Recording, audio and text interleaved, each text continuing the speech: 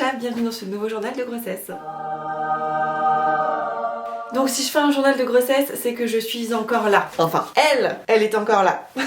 Et aujourd'hui, on fait le journal de grossesse des 37 semaines d'aménorrhée. J'ai passé le fameux cap des 37 semaines. Ce cap qui dit que à partir de là, bébé peut arriver quand il veut. Parce que tout va bien, tout est terminé. Donc voilà, maintenant il n'y a plus qu'à attendre. Je suis pas pressée. Je pense que c'est parce que c'est probablement ma dernière grossesse, comme je vous en ai déjà parlé, pour tout l'aspect raisonné et raisonnable. Mais voilà, je suis pas pressée qu'elle sorte si vite et j'ai l'impression qu'autour de moi tout le monde est hyper excité, hyper pressé. Je le vis encore assez bien, j'ai pas trop de douleur. Bon là je commence à avoir un petit peu mal au dos, ça c'est une nouveauté, c'est vrai que jusque là ça me tirait pas trop dans le dos mais là je commence à avoir mal dans le fond du dos. J'ai réussi à me bloquer un truc l'autre jour mais Connor m'a fait un massage fantastique. Il a réussi à trouver vraiment le truc qui avait bloqué, c'était au niveau de l'omoplate gauche. Et du coup, dès que je tournais la tête, ça me faisait super mal dans tout le dos, ça remontait même jusque dans le crâne, ça me faisait mal. Et il a des petits doigts de fée, des doigts magiques, ce qui fait qu'il a complètement réussi à résorber le problème et ça c'est vraiment cool. Mais je sens quand même le fond du dos commence à être fatigué. Physiquement, voilà, j'arrive vraiment dans cette dernière ligne droite, réellement. Mais ça va encore assez bien, j'arrive encore à faire un petit peu de sport, du yoga aussi. D'ailleurs, Mathilde revient demain, j'ai trop hâte, on va se faire une petite séance de yoga. Sinon bah ça va un petit peu mieux aussi, tout ce qui est remontée gastrique etc. J'ai l'impression que ça s'est calmé, pourtant je ne prends pas de médicaments, enfin j'en prends vraiment de manière ponctuelle. Par exemple si je vais au resto ou si tout à coup j'ai vraiment trop de remontées après un repas etc. J'ai les Alucol, je vous en avais parlé, qui sont des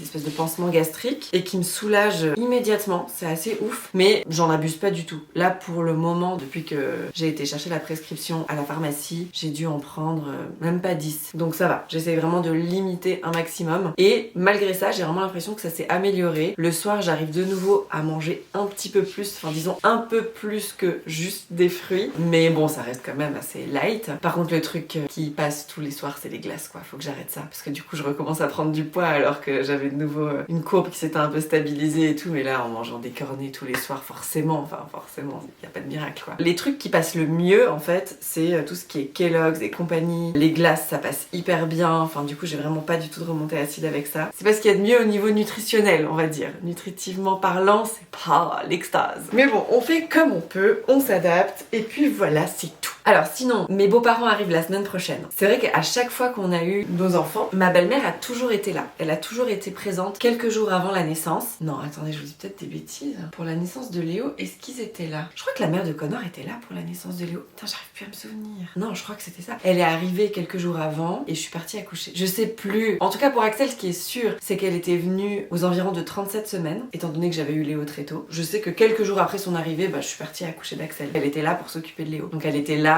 vraiment à la naissance. Pour la naissance de Léo, je me souviens plus si elle était arrivée quelques jours avant. Je crois que oui. Et mon beau-père, toujours immédiatement, dès qu'il a l'info que je pars à la clinique, paf, il prend un avion et il arrive. Cette fois c'est un peu différent parce qu'en fait à chaque fois elle venait parce que c'était plus facile pour elle étant donné qu'elle était déjà à la retraite. Lui pas encore, donc c'est pour ça qu'il attendait vraiment d'avoir le go, le feu vert pour prendre l'avion et pour pouvoir profiter un maximum de voir le bébé en fait et pas d'être là à attendre. Mais bon comme cette fois ils sont les deux à la retraite, on a essayé d'estimer le timing et comme ma gynéco avait l'air de dire que ça arriverait plus tôt, que j'avais de nouveau un col court, que tout s'accélérait patati patata. Du coup ils avaient pris leur billet pour le 2 mai et en fait mon terme c'est le 12. Si ça se trouve ils arriveront et il y aura toujours pas de bébé.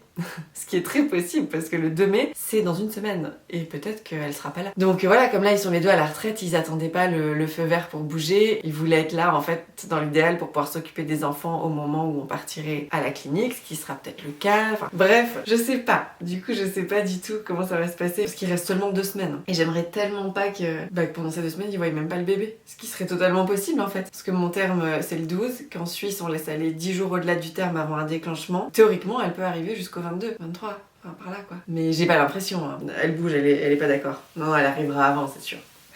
Elle nous dit, hé les gars, je suis là, je vais arriver. Enfin bref, on verra. Et puis sinon, j'ai rendez-vous jeudi chez la gynéco pour le rendez-vous des 38 semaines d'aménorrhée. Et puis on verra ce qu'elle me dira. Peut-être à ce moment-là, elle pourra me donner des indications sur mon col ou pas. Enfin, je sais pas.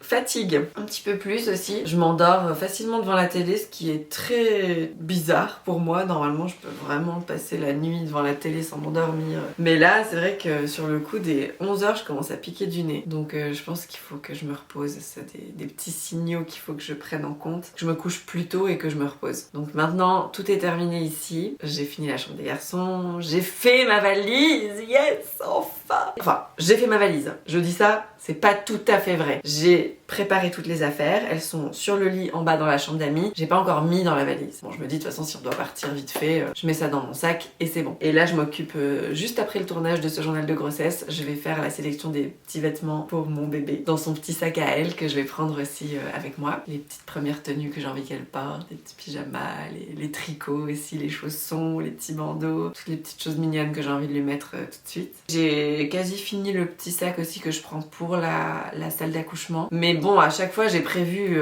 plein de trucs et puis on y passe tellement peu de temps parce que mes accouchements se déroulent tellement vite généralement. Après, peut-être ce sera différent, mais normalement, de bébé en bébé, ça va de plus en plus vite. Donc on verra. Je vais quand même prendre 2-3 trucs au cas où. Des petites choses à grignoter pour Connor aussi. Et en fait, moi, dans ma tête, j'ai un espèce de schéma. Alors, les accouchements ont été très différents, mais ça s'est passé un peu de la même manière. Contraction en fin de journée, de plus en plus rapprochée. Sur le coup des 9-10 heures, ce serait peut-être bien quand même qu'on aille voir à la clinique. Et puis, bébé qui arrive pendant la nuit, genre à 2h du mat. Et dans ma tête, je me dis, ça va être comme ça, c'est sûr, je vais accoucher pendant la nuit et je serai hyper étonnée tout à coup d'accoucher en pleine journée. Genre il fait jour et je dois partir accoucher. Ça me ferait trop bizarre de prendre la voiture à ce moment-là ou de prendre le tram, je sais pas comment j'irai, enfin en pleine journée. Alors que d'habitude ça a toujours été milieu de la nuit, enfin soirée, taxi, ouais je sais pas. Et à la fois tout peut être tellement différent. Pareil pour la poche des os, j'ai jamais perdu les os. En fait on m'a toujours percé la poche des os à la clinique directement et juste avant l'accouchement et dès que ça a été percé, ça a été hyper rapide, bébé est arrivé dans la demi-heure quoi. Donc là,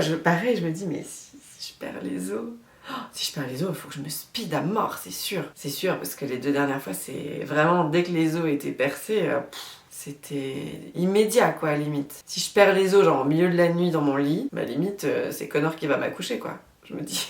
D'ailleurs, on a répondu à vos questions, les questions que vous nous avez posées sur Instagram. C'est Connor qui a répondu à toutes les questions. Et je vous ai mis la vidéo, donc si vous ne l'avez pas vue, n'hésitez pas à aller consulter mon compte Instagram. C'est hyper cool, il a vraiment fait l'effort de parler en français, d'essayer de répondre au mieux et tout. Donc vraiment très très cool vidéo et très chouette moment aussi tous les deux. Voilà, et puis je crois que c'est tout. Sinon, tout va bien. Je profite de ces derniers instants. J'arrive plus à être confortable. Le soir, je me pose sur le canapé et puis j'arrête pas de dire à Connor...